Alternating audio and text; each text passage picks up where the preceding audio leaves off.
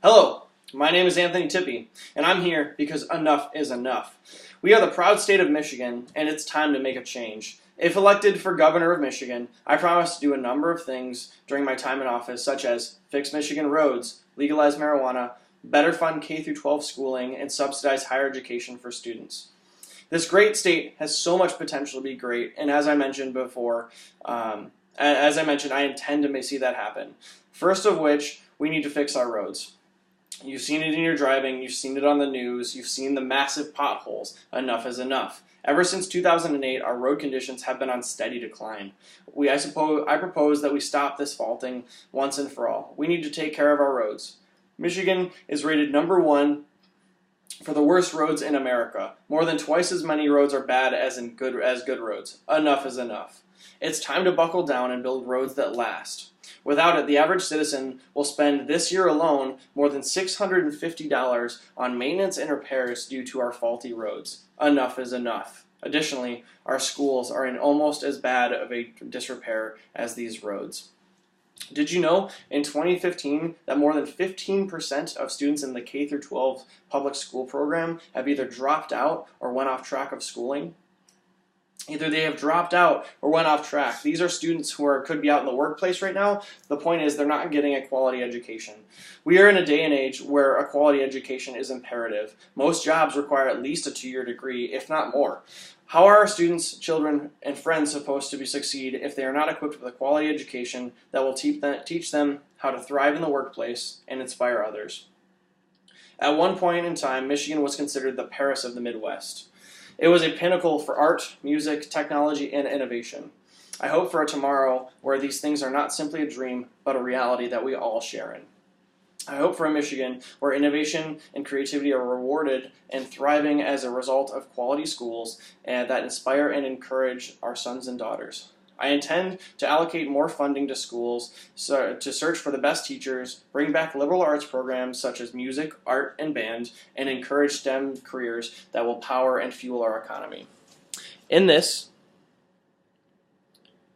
our students will not only have a top-tier education, but also a well-rounded, world-class perspective that will help them power through the workplace. However, this problem of suffering schools is not just a K-12 issue.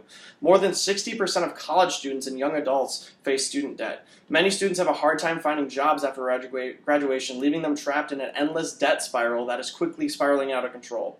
In the same way of K-12 education, how do we expect young adults to thrive in society and continue to innovate and inspire when they're so consumed by debt? It doesn't make any sense.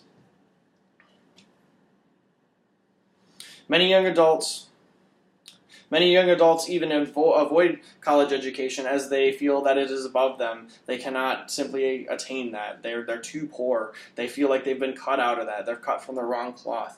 This is not true. But unfortunately, many adults do not even try to go to college because they don't think they can do it.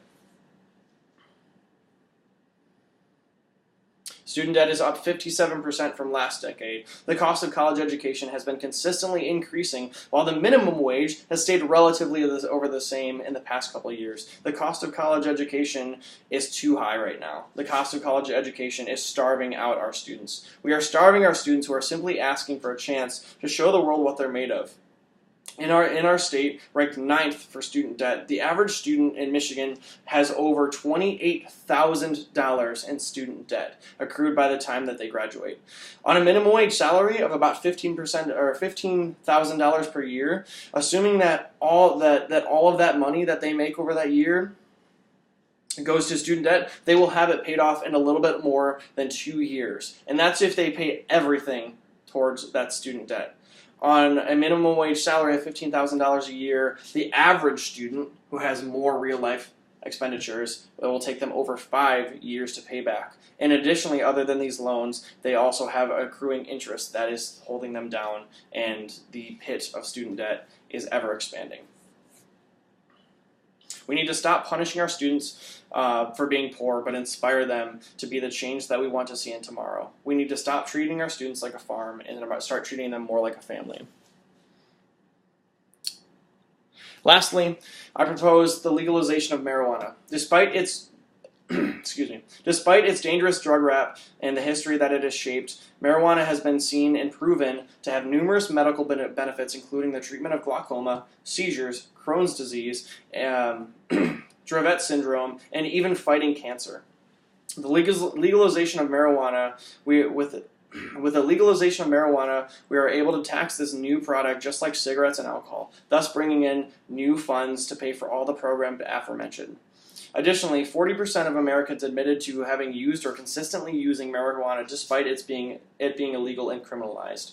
If people are going to use marijuana, we should at least reap the benefits of the taxation. We should at least use that money to better society. And then also help those people who need medical treatments and cater treatment to them. By continuing the criminalization of marijuana, we are funding the drug dealers, pimps, and criminals that we spend tax dollars trying to stop. In legalizing marijuana, many states have seen a decrease in drug-related crimes, making our streets safer and smarter for everyone. Stop funding crime and start charging it. Enough is enough. Our state has always had a corrupt and abusive politician. It's time for a change. I promise that I will be always truthful and seeking the well-being of our great state. Enough is enough. We do not have the time. We do not have the money. We cannot afford another poor leader that is going to doom this state. We need to make a change. If elected, I believe that we can all make a difference together to bring about a better tomorrow that everyone is waiting for, but no one knows how to enact. Together, we can make our schools, communities, and roads better for all who utilize them. Enough is enough, Michigan. We are in this together. Let's move forward together.